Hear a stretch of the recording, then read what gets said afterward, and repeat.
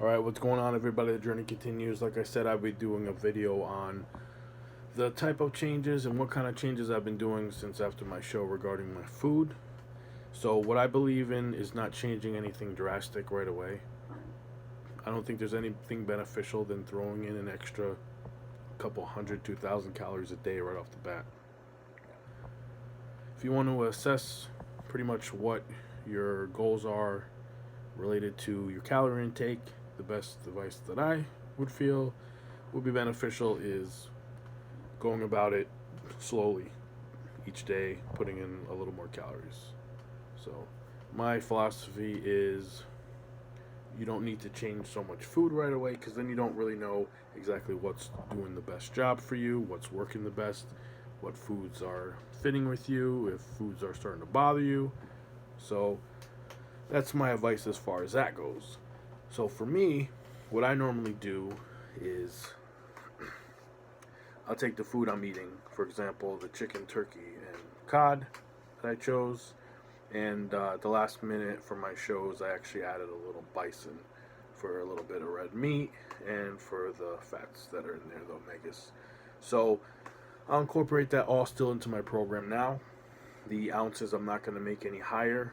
I don't need to slam the protein any higher. I'm going to increase my carbs slightly, and I'm still going to cycle my carbs. I still believe in that, even in the off season for me, where you can let your body utilize the carbs at a better rate by cycling it. For me, my cardio obviously is going to relate to the calories that I burn during the day, which I'm still going to be doing a little cardio, but just not as much as I was doing for my show.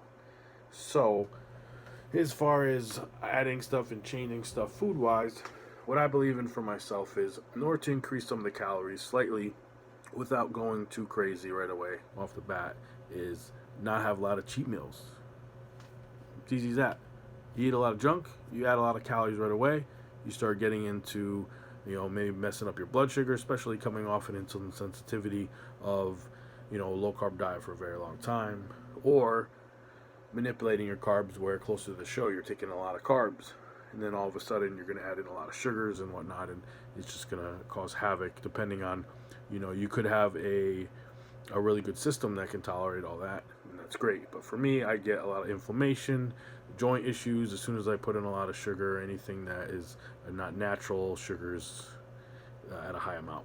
So I avoid that at all costs, regardless, even in the off season.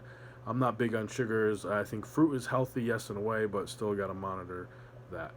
So for me, what I've been doing is I'll be doing the same type of protein, and then as far as the carbs go, um, the carbs that I've been including have been same, just a little bit higher amounts through the day.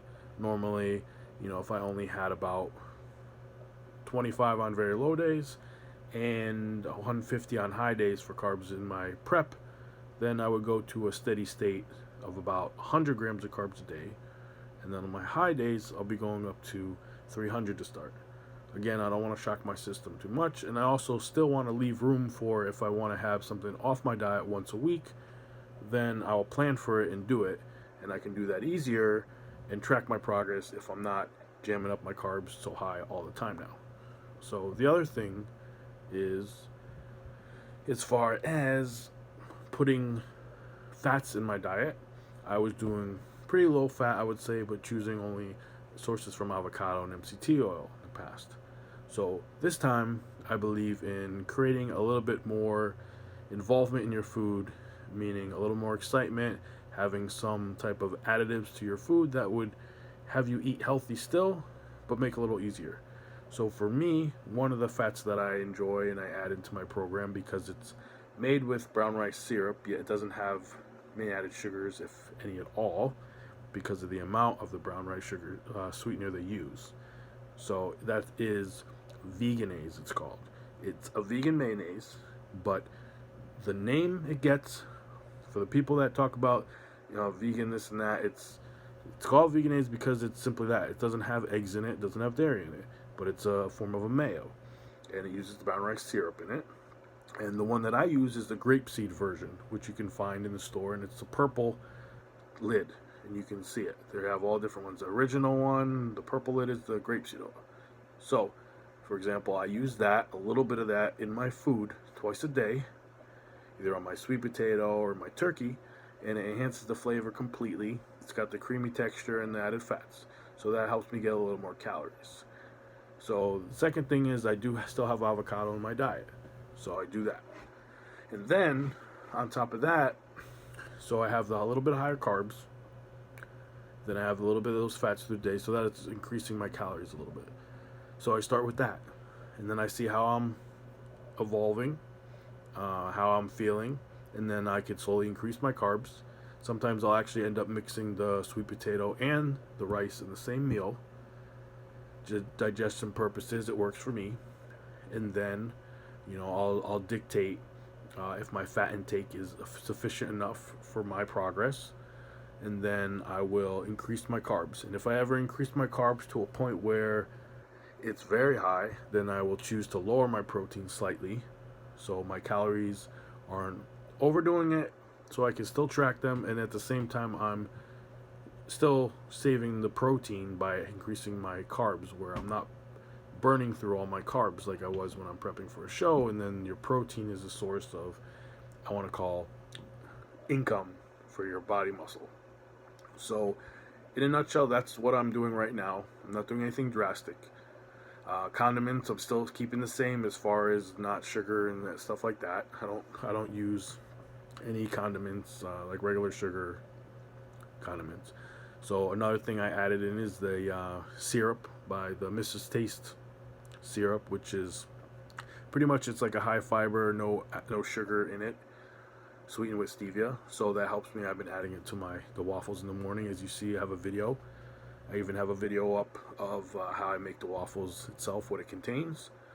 And that's pretty much, in a nutshell, how I'm approaching right after my show. And then I'll see how my hunger level is and increase food as I need it. And I'll update if I ever, have anything that I haven't spoke about that I included that I might have find that works for me. But for now, that's pretty much it. I don't reinvent the wheel. I'm not torturing myself, because again, I have added the things that make my food taste better. And having the more carbs, for me, anything over 150 grams a day, is loving life, compared to what I was doing. So you have to realize you still have to compare to what you've been doing.